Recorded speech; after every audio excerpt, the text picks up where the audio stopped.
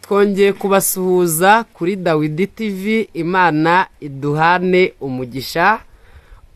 Ubushize twabanye n'umukozi w'Imana witwa Faustin. Uyu munsi ndabona yongeye kugaruka kubana natwe kuri kamera. Hanyuma ndabona yazanye n'inshuti ye uko biri kose. Ndagira ngo tumwakire, mwaramwumvishe mu kiganiro, ahubwo reka twumve mugenzi we. Yesu ashimwe cyane. Amena cyane. Amazina ni Murazimana Emmanuel. Nuye mu ntara y'Iburasirazuba. Yego. Karere Kayonza, umurenge ni Murama. Kagari ni Bunyetongo, umudugudu ni Mwirinde. Nanjye ndi umwe mu basore bakunda gushima Imana. Nshimiye Imana cyane. Yabanye nanjye nararwaye kugera kure nenda gupfa.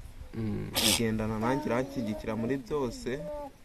Inyemerana mutugera hiyima nakitagize ndayishimye. Ubu ufite moto? Yego. Uko biri kose Imana yakugiriye neza. Amavuta y'Imana arimo arangaragara. Amavuta y'Imana arimo kugaragara. Nukuri. Imana iduhana umugisha rero nkuko muri kubyiyumvira n'amatwi yanyu. Twongeye kunezezwa n'Imana mu mitima yacu. Turagira ngo tuze kumva ahantu Imana yamukuye. Imana ishimwe. Hanyuma ariko uturanye n'uwo mugenzi wawe Faustin. Yego, Faustin ni mugeni inshuti yanjye. Turaturanye n'urugo ku rundi. Faustin ni umwe mu bantu tujya tujyana kuvuga ubutumwa dushima Imana. Murakoze. Amen. Hanyuma ubutaha twigeze twaza hano ngaha, ndabona ahangaha turi hasi ubusi wanyu. Aha ni kwa papa na mama. Imana ishimwe. Ababyeyi bameze neza. Ababyeyi baraho barashima Imana. Imana ishimwe. Hanyuma Faustin ndabona warabonye inshuti ya hafi, ntabwo ukigenda imisozi wenyine. Ubu ujya mu mwuka ibintu bikemera. Umusaza warahari aravuga ati Faustin tugende kuvuga Imana nkamukurikira, ndetse n'uyu muhungu akaza akanyirebe. Amen. Amen, amen. Imana ishimwe. Imana ishimwe kuko yampaye inshuti. Yaguhaye inshuti. Ubu ngubu kubera yuko ufite uwo mugendana cyane, hari igihe buriya Silvia aba atabonetse ariko ukagendana n'uyu bibasha kugenda neza. Ubu ujya mu mwuka ukavuga Imana. Nkavuga Imana bikemera. Kumwe warunze imbese n'abakozi b'Imana tukajyana yo mu mwuka tukagerayo. Ubu byarushijeho. Imana ishimwe. Imana ishimwe. Hanyuma amen. Hanyuma ndagira ngo rero uyivuge uko ubyumva, ntugire isoni zo kuvuga Imana, kandi na mugenzi wawe nawe ayivuge ukabyumva. Hanyuma rero turagira ngo n'ubundi dukomeze mutubwira ibyiza mwagiye mubonera muri aka gakiza cyangwa muri uru rugendo. Imana ishimwe. Hanyuma umeze neza cyane. Faustin tumubona ute? Faustin mubona nk'umuntu w'inshuti yanjye, mubona nk'umuntu mwiza ugira umutima mwiza. Faustin ni umuntu ungira inama cyane. Murakoze. Aha, Faustin muzi yarahora agacecetse, none ubu ndumva ibintu byaragenze neza. Ariko umenya kuba umugabo ari ikindi kintu gikomeye. Byiza cyane. Umuntu agira hava ibintu byo kwigunga biba birangiye. Biba byarangiye. Imana ishimwe. Turashima Imana. Hanyuma Faustin ndabona ari kujya mu mwuka ariko ibintu bimeze neza. Amena cyane. Imana ishimwe. Amena cyane. Amena. Nibyo byiza rwose. Iyo ndavuga Imana numva hari ahandi hantu mvuye hari naho ngeze. Wumva hari ibindi biro byiyongeye. Wumva hari ibiro ndabyibuha. Urabyibuha. Amen. Hanyuma nk'abantu badafite agakiza wabifuriza iki? N'abantu badafite agakiza mbazamuzaho kugira ngo nabo Yesu abaha agakiza. Amen. Nabo bakizwe baze mu kirenge twateyemo.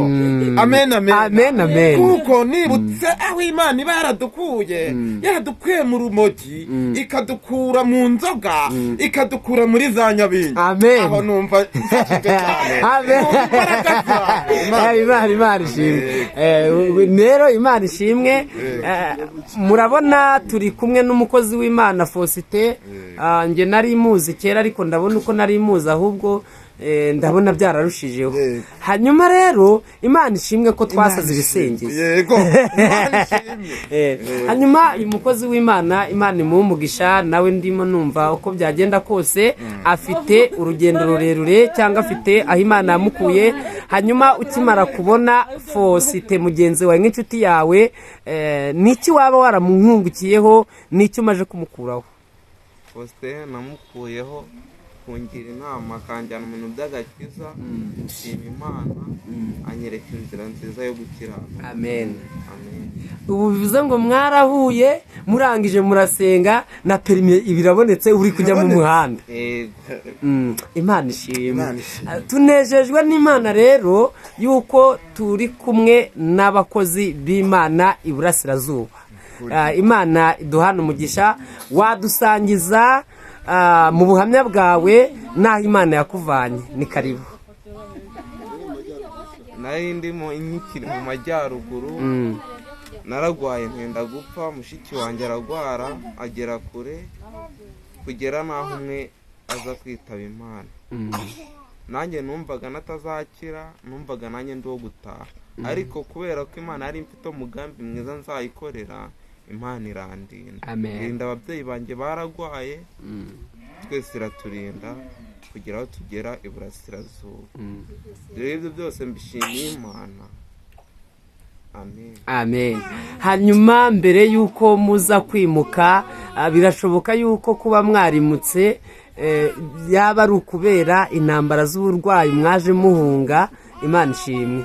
Ahangaha mwageze se murabona ibintu bimeze neza? Twageze inaha tugera ahantu heza, tuhasanga inshuti nziza, ubu turaho turashima Imana. Amen. Uko biri kose Imana yakoze ibikomeye. Urumva waje nana perime nayo wari ufite, ariko umaze kugera inaha bwa burwayi buragenda. Ubu ngubu urwego uriho, turashima Imana ko yakugiriye neza yuko uyu munsi wa none nago ugikunda guhura na bya bitero by'uburwayi. Oya, mu izina rya Yesu ntabyo. Ubu nk'ubu nk'iri gusenga yenda utekereje aho Imana yakuvanye, wumva ibiro birimo biragenda byiyongera. Ndi kubyibuha. Ubuse byibuze Faustin, kubera ko nagumye kubona ubushize twari twaje hano ngaha, birashoboka yuko muturanye. Ubu byibuze ikigorora mujya mufata umwanya mugasenga. Yego cyane. Turagenda tukajyaho tukavuga Imana, bakaza mu rugo tukavuga Imana cyane rwose. Yego. Hanyuma Faustin wabonye inshuti nziza.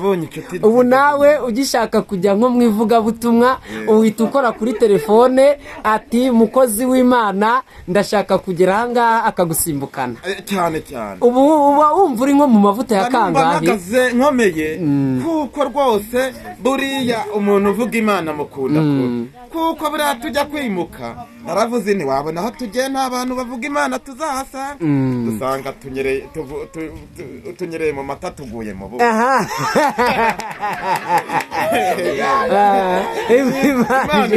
Imana idaruje.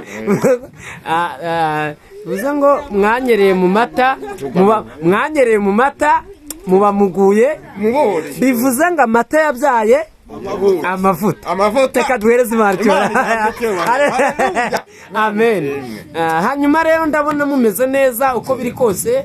Hanyuma Sylvia, birashoboka yuko ari umufasha wawe, ariko ubu wowe hagati y'uyu muhungu ni nka Eliya na Elisa. Bivuze ngo azakugiraho umugisha, nawe umugirireho umugisha. Imana ishimwe.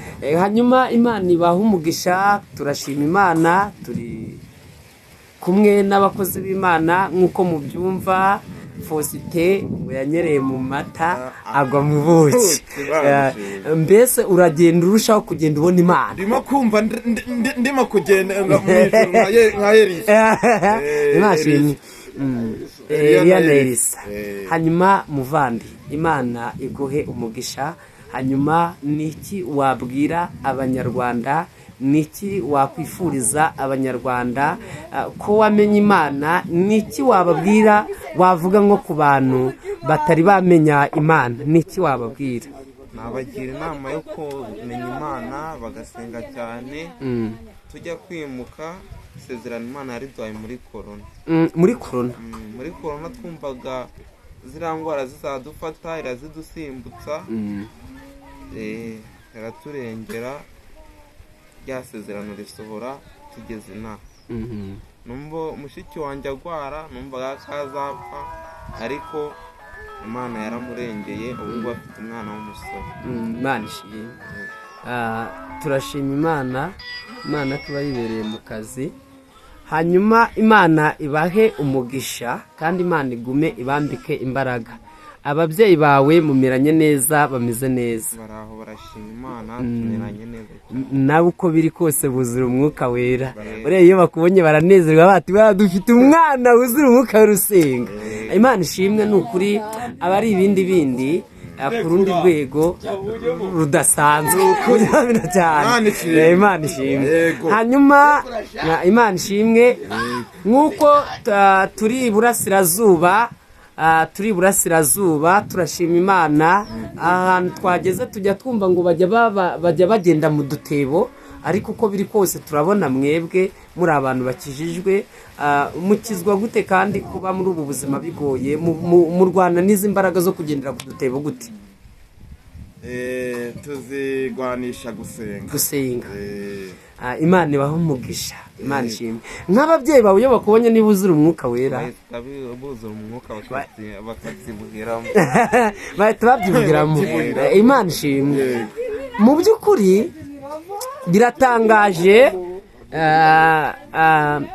by'ukuri biratangaje, kubona umwana w'umusore nk'uyu nguyu akizwa neza. Biragoye cyane ko abandi baba bari mu mujyi, bari mu kurara mu mabare, bari kurara mu tubari, mu mashamba, ariko umwana w'umusore nk'uyu nguyu akaba afite Imana. Buriya najya yuzura umukara akavuga ati turashima Imana ko yatwiciye abadayimoni. Mugira ngo amina cyane. Imana ishimwe. Rero Imana igume kuduhana umugisha. Hanyuma intego ufite ni iyihe ntego ufite?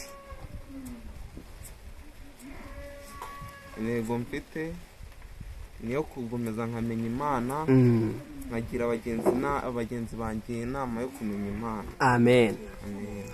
Afose nkweruka ukizamuka imisozi. Ndibuka ko hari igihe twajyaga dukunda gusimbuka cyane, ukuntu nyine twavugaga yuko twabaga tugiye gushaka amavuta. Ibyo bese uracyabijyamo cyangwa aho wamariye kubaka urugo byaracogoye? Biru. Urimo gusenga kugira ngo Imana yenda nakubakira urugo rukomeze. Buriya tuba dusenga kugira ngo itwubakire dukomereze. Atabayeyo ntago tuba tucyubatse. Byararanzwe. Nene inaha birakazeho rero. Gukirizwa inaha n'izindi mbaraga. Nabaye nyizi inaha maze kumenya ko naje iburasirazuba, najyaga numva yuko bavuga ngo hari ahantu ngo bakunda kugendera mu dutebo. Ndavuga ati se ahantu ngiye bagenda mu dutebo, ariko nshimye Imana ko byibuze mwebweho mutari muri uwo mwanya, ahubwo muri mu mwanya wo gushaka Imana. Kuva twanahagera ntago muciye mu ijambo, ntago numva ibyo bintu aho bibera, numva babivuga gutyo gusa, ariko ntago nzaho bibera. Ariko urabyumva? Ndabyumva, ariko ntago nzaho bibera. Imana ishimwe. Hanyuma uyu mwana w'umusore afite intego nziza yo kuguma gukizwa ndetse no kubaha Imana n'abantu bayo. Imana imwambike imbaraga kandi Imana imushyigikire, imurwanirire. Hanyuma Imana ibashyigikire. Hanyuma turi kumwe na Fosite, umukozi w'Imana twabanye mu kiganiro cy'ubushize, ndetse turi kumwe n'inshuti ye. Imana ishimwe. Imana ibanyambikira imbaraga. Hanyuma Fosite, Imana iguha umugisha. Ndawakiriye. Niki wabwira abanyarwanda ndetse n'abantu bari hanze mu bindi bihugu? Nekereza ko uri umuntu usobanutse, kandi iyo usobanutse uba usobanutse. Imana ishimwe. Hanyuma utari wagira icyo wavuga, Imana iduhane umugisha kandi Imana itwambike imbaraga. Ubu uko turi gutya haba hari nk'abantu barembejwe n'umubiri cyangwa bafite ibintu bigiye bitandukanye. Niki wavuga ku bakozi b'Imana? Niki wavuga ku bakozi b'Imana? Urakoze cyane. Icyo navuga ku bakozi b'Imana bari hirya no hino muri ino si, gusa imana yo mu ijuru narayibonye kandi imana yo mu ijuru igira neza. amen uyemereye wese akayikurikira iraza ikamugirira neza, ndetse n'uburwayi irabukiza. bwa bundi bwananiranye bwabaye akarande ubwo ngubwo irabukiza. amen bwa bundi buza bukakwizingiraho ukaba n'ikimuga, imana ikiza ibimuga. kwa kundi umuntu ahuma, imana irahumura. amen kwa kundi ubaho mu buzima bushaririye cyane, imana iraza ikabugukura. amen imana ijya idukura mu buzima bubi. imana idukura mu buzima. haleluya imana ishimwe. imana irakomeye rero. yego umuririmbyi yararirimbye ngo byishwe no kutabimenya. amen amen amen twabonye imana. amen twabonye imana mu misozi itandukanye. twabonye imana. twabonye imana tuyisenga, twarayibonye kandi n'ubu turacyabona imana. amen amen amen amen amen igaburira abashonji aho twabonye imana, itanga urubyaro aho twabonye imana. ariko tukiri aho si na kera, ntabwo ari kera cyane, nko mu gihe gitambutse najyaga numva wa mungani ibintu bitoroshye, hari inkuru zacicikanaga ukiri siribateri, ariko